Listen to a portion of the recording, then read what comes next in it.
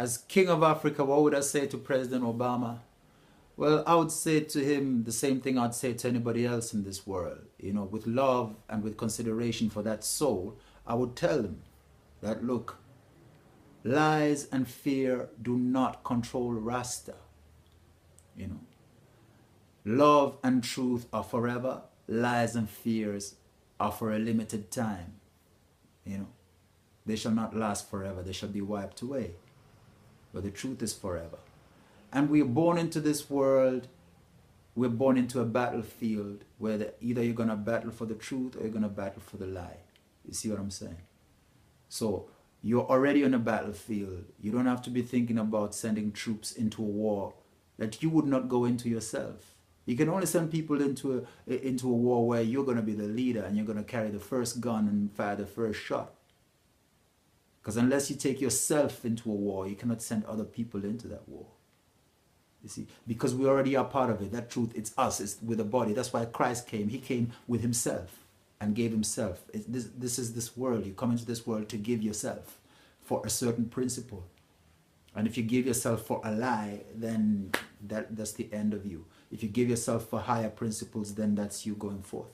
And that's what we stand up to say, that, no, we are all kings and queens here in Africa. And according to that principle is how we expect the whole world to respect us. In that sense. So, like say, for example, bring back our girls, or those different campaigns or whatever, or Christianity in Sudan and all of that, is like, look, either you stand up for a principle or you don't. Don't pretend to stand up for a principle, because if you care about girls, I can tell you the statistics about how many girls are being raped every day, you know, and those are our girls, you know. So, don't use principles and things in terms of marketing things that are not to the fullness of what they are, because it won't work.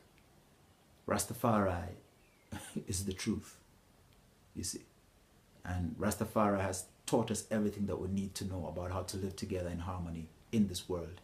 And Rastafari had some great listeners in this world, not just, you cannot just say it's just reggae. Bob Marley is a great man and he listened to Rastafari. Peter Tosh is a great man and he listened to Rastafari. Martin Luther King is a great man, he listened to Rastafari. John F. Kennedy is a great man, he listened to Rastafari. Winston Churchill was a great man, he listened to Rastafari. Mussolini was a great man, he should have listened to Rastafari to learn a thing or two. Same thing with Adolf Hitler. That's why they ended up in a bad situation, because they did not listen to Rastafari. You see. So we as Rasta, we know ourselves, and we know that when it comes to Africa, no, this is not a joke. You don't just do anything that you want to do in Africa just because you may look apart or look a certain way or whatever. Because if we say we're done with discrimination, we're done with discrimination. We don't look at race anymore. We just look at principles. We don't care who's black, who's white. Here in Africa, we have white people, and we know when we say Africa, we include white people, and we include Asian people and Arab people as well. So the whole race thing cannot be used on how we determine the future of Africa. That's some American tricks which Americans have to deal with, you know, but not we here in Africa.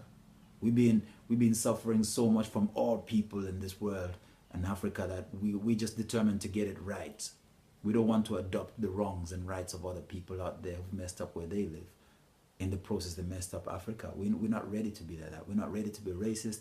We don't want to be any of those things. So that's all I can say for anybody out there, that if you're dealing with Africa, where people who are dealing with principles, we say, look, lies cannot control us. Neither can fear. It will not hold us down. We know what is ahead. We know what we want for this continent. We know, and we owe it to other people who've suffered before us. You know, you're not going to go make one person a hero. Mandela is not the only person who went to prison. Many people went to prison, normal people, and many people were tortured more than him. He was not tortured, but people were tortured. You understand what I'm saying? So these are the truths, is that, you know, either it's equal rights for everybody, or, you know, we're going to have to deal with it in a different way. But we who are on the side of the principles, we know that we're not going to be caught into criticizing in that sense, because like I say, it's normal. Obama is just a person. And if he's misled, he's misled. If he chooses to be misled, that's also him. But still a person. We just have love love and respect to each and every person because they're entities, like how we can respect everything else, a dog, a chameleon, anything that is out there. We respect life. But I always says that everybody deserves to be told the truth. And the truth I'm telling you right now is that lies, manipulation, and fear is not going to control Rastaman. Neither will it stop it. Because Jesus said, give unto Caesar what belongs to Caesar. You know. And for the people who live in the illusion